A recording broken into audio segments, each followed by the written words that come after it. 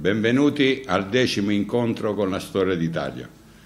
Parlerò di Roma, capitale d'Italia, dei rapporti con lo Stato italiano e Santa Sede e di alcuni aneddoti. Al termine la visione di un breve filmato su Porta Pia. Scoppia il conflitto tra la Francia e la Prussia. L'esercito francese il 1 settembre 1870 è battuto a Sedan. Lo stesso Napoleone III è fatto prigioniero e la Francia proclama la Repubblica. Allora il re Vittorio Emanuele II, libero da ogni impegno con la Francia monarchica, giudica il momento propizio di far cadere il potere temporale del Papa e proclamare Roma capitale d'Italia. Pertanto, la mattina dell'11 settembre 1870, il V Corpo d'Armata, comandato dal generale Raffaele Cadorna, padre del futuro generale Luigi Cadorna, capo di Stato Maggiore nella Prima Guerra Mondiale, passa i confini dello Stato Pontificio.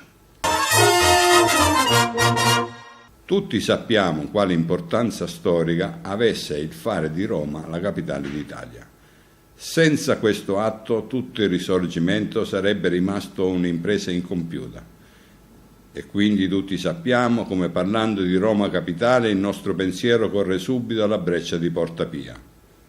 Porta Pia, la più grande iconografia storica dei Bersaglieri, che ha consacrato definitivamente il bersagliere, identificandolo con l'Italia ed il popolo italiano, sempre pronto ad entusiasmarsi ed applaudire i bersaglieri che sfilano per i fori imperiali. I bersaglieri arrivano a Roma con 17 battaglioni, ma a 2 soli va il merito del momento drammatico e decisivo della giornata del 20 settembre 1870. A varcare Porta Pia, dopo che l'artiglieria aveva aperto uno squarcio di circa 30 metri nelle mura aureliane, sono i figli di La Marmora del 12° e parte del 34° battaglione che alle ore 09:00 si lanciano nella breccia sbaragliando l'esigua difesa. Il primo a superare di corsa la breccia è il sottotenente Federico Cocito del 12° battaglione. Il 34° lascia ai margini della breccia il suo comandante, il maggiore Giacomo Pagliari, che è colpito in fronte mentre assalta la testa dei suoi bersaglieri. Gli è conferita la medaglia d'oro alla memoria. Sul Gianicolo, dove riposano le ombre degli eroi del Risorgimento, vi è un marmo con l'effigie di un bersagliere che dice: Giacomo Pagliari Cremonese, alla testa del suo battaglione piumato, il 20 settembre del 1870, primo da bersagliere, cadde sulla breccia di Porta Pia che diede Roma alla patria. Il trombettiere Paolo Izzi, che aveva suonato l'attacco, cade durante l'assalto e un altro trombettiere, Nicola Scatoli, ferito e mutilato, suonerà il segnale di cessare il fuoco. I francesi si arrendono con l'onore delle armi. I bersaglieri gridano: Viva Roma capitale d'Italia! Operai, donne del popolo, vecchi, ragazzi, tutti hanno una coccarda tricolore e tutti gridano: i nostri soldati, i nostri bersaglieri, i nostri fratelli. Tutto fa sembrare un sogno questo primo giorno di libertà. È una gioia che supera la forza del cuore ed il ricordo di ciò che è successo si confonde nella mente di tutti come una cosa remota rimasta là sulla breccia confusa nel sangue vermiglio di Giacomo Pagliari e dei suoi bersaglieri. L'impresa è costata 19 caduti tra le truppe papaline e 43 fra quelle italiane. 100 e 100 immagini in seguito ricordarono quell'episodio, primo fra tutti la rappresentazione del Cammarano, che è forse la più conosciuta. Edemondo De Amicis, il gentile poeta del nostro Risorgimento, presente l'attacco così lo descrive: quando Porta Pia fu affatto libera e la breccia vicina aperta fino a terra, 2 colonne di fanteria lanciate all'attacco. Ho visto passare il 34° a passo di carica. L'ho visto presso la porta gettarsi a terra per aspettare il momento opportuno ed entrare. Ho sentito un fuoco di moschetteria assai vivo, poi un lungo grido: Savoia! Poi uno strepidio confuso, poi una voce lontana che gridava: sono entrati, sono entrati. Il successivo 2 ottobre le popolazioni del Lazio si pronunziarono per l'unione al Regno d'Italia. Porta Pia, punto di arrivo di una linea politica ideale, punto fermo del risorgimento d'Italia, corona il ciclo operativo delle unità piumate che nell'arduo processo storico del XIX secolo, fra un continuo tramontare e risorgere di speranza, ha per tappe le campagne del 1848-1849, del 1855-1856, del 1859, del 1860-1861, del 1866 e del 1870. L'avvenimento conclusivo del periodo epico del nostro risorgimento conferma la fatalità che regge i popoli e ne fissa il destino. La nostra gente ha finalmente un'anima nazionale, secondo la profezia dell'Alfieri, l'Italia, inerme, divisa, avvilita, non libera, impotente, risorge virtuosa, magnanima, libera, una, e che una è libera rimanga sempre. Questo è il nostro augurio nel Giubileo della Patria. Non dipende che da noi farla grande e felice, più grande di ieri, più felice di oggi. Già nel 1848 il Regno di Sardegna aveva emanato una serie di leggi restrittive nei confronti degli enti ecclesiastici e dei religiosi. La proclamazione del Regno d'Italia del 1861 acuì la frattura fra il neonato Stato e la Santa Sede, frattura che negli anni 1866-1867 culminò nell'emanazione delle cosiddette leggi eversive, con cui sostanzialmente fu disposta la soppressione di ordini, corporazioni e congregazioni religiose regolari e secolari con conseguente spoliazione dei beni. Successivamente le posizioni reciproche si irrigidirono sempre più in quella che venne chiamata la questione romana. Infatti gli anticlericali chiedevano l'annessione allo Stato dei territori del Lazio e la città di Roma, che ancora facevano parte dello Stato pontificio. Dall'altro il Papa Pio IX si opponeva fermamente perché la sopravvivenza di un territorio sovrano era l'unica garanzia di indipendenza della Chiesa. Giunti nel 1870, la storia è stata raccontata, i bersaglieri occuparono tutto il territorio urbano, tranne la città leonina, ossia il Vaticano ed il Castel Sant'Angelo. Il 3 febbraio 1871 Roma fu nominata capitale del Regno d'Italia. Un regio decreto, nel sancire l'annessione delle province romane al Regno d'Italia, rinviò esplicitamente ad un'apposita legge la determinazione delle condizioni per garantire l'indipendenza del pontefice. Il provvedimento fu adottato con la legge numero 214 del 13 maggio 1871, che fu detta delle guarentigie, il cui significato etimologico sta ad indicare assicurazione, garanzia tutelata per legge. Autore di tale legge fu Matteo Raeli, ministro di Grazia, Giustizia e Culti del governo Luigi Lanza.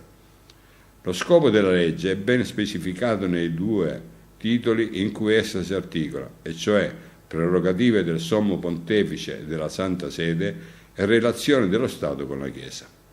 In sintesi, il governo italiano assicurava alla Chiesa cattolica il libero esercizio del ministero spirituale, riconoscendo la sovranità del Pontefice sui palazzi del Vaticano, del Laterano e di Castel Gandolfo, unitamente ad una assegnazione di bilancio annuale di lire 3.225.000 pari ad euro 14,4 milioni del 2002. Tale somma, stanziata di anno in anno dal governo italiano, veniva conservata in un apposito conto, in attesa di concludere un accordo con la Santa Sede.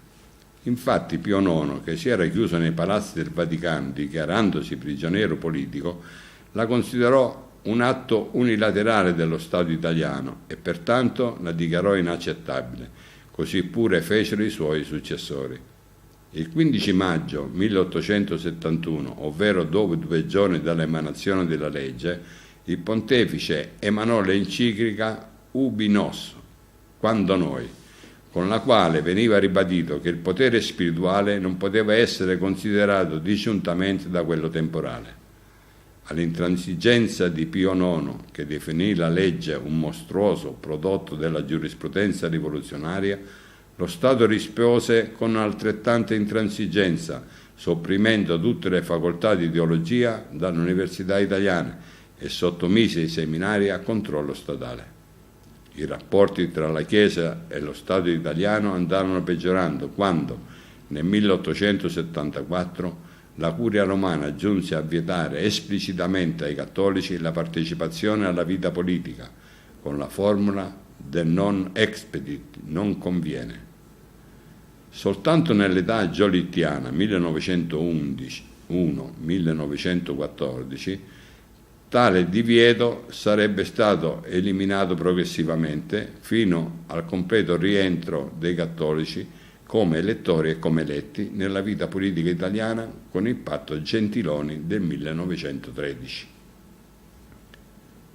Passano parecchi anni prima di affrontare nuovamente la questione romana e siamo giunti all'11 febbraio 1929, quando per la prima volta dall'Unità d'Italia furono stabilite regolari relazioni bilaterali tra l'Italia e Santa Sede. Infatti, con i patti lateranensi, la conciliazione, si stabilirono gli accordi di mutuo riconoscimento tra il Regno d'Italia e la Santa Sede.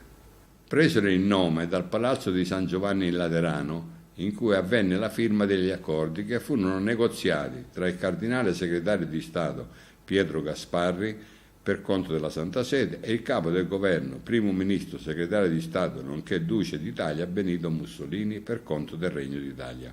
La scelta di firmare il concordato l'11 febbraio 1929 fu perché ricorreva il 71esimo anniversario della prima apparizione di Nostra Signora di Lourdes.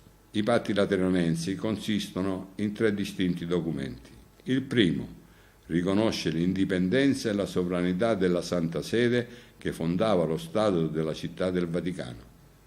Il secondo tratta della convenzione finanziaria che prevedeva un risarcimento di 750 milioni di lire per regolare la questione sorta dopo l'espoliazione degli enti ecclesiastici a causa delle leggi eversive di cui si faceva cenno prima. Il terzo, il concordato che definiva le relazioni civili e religiose in Italia tra il governo e la Chiesa ed il risarcimento di circa 3 miliardi di lire per i danni finanziari subiti dallo Stato Pontificio in seguito alla fine temporale. Con il concordato, la religione cattolica divenne la sola religione di Stato. Nel 1948 i patti lateranensi furono riconosciuti costituzionalmente nell'articolo 7 che così recita: lo Stato e la Chiesa cattolica sono, ciascuno nel proprio ordine, indipendenti e sovrani. I loro rapporti sono regolati dai patti lateranensi. Le modificazioni dei patti accettati dalle 2 parti non richiedono procedimento di revisione costituzionale. Il concordato fu rivisto nel 1984 fondamentalmente per rimuovere la clausola riguardante la religione di Stato della Chiesa Cattolica in Italia. La revisione che portò al nuovo concordato fu firmata a Villa Madama, a Roma, il 18 febbraio dall'allora Presidente del Consiglio Bettino Craxi per lo Stato italiano e dal Cardinale Agostino Casaroli, Segretario di Stato in rappresentanza della Santa Sede. Il nuovo concordato stabilì che il clero cattolico venisse finanziato da una frazione del gettito totale IRPEF attraverso il meccanismo noto come 8 per 1000, che entrò in vigore dal 1 gennaio 1990. E che la nomina dei vescovi non richiedesse più l'approvazione del governo italiano.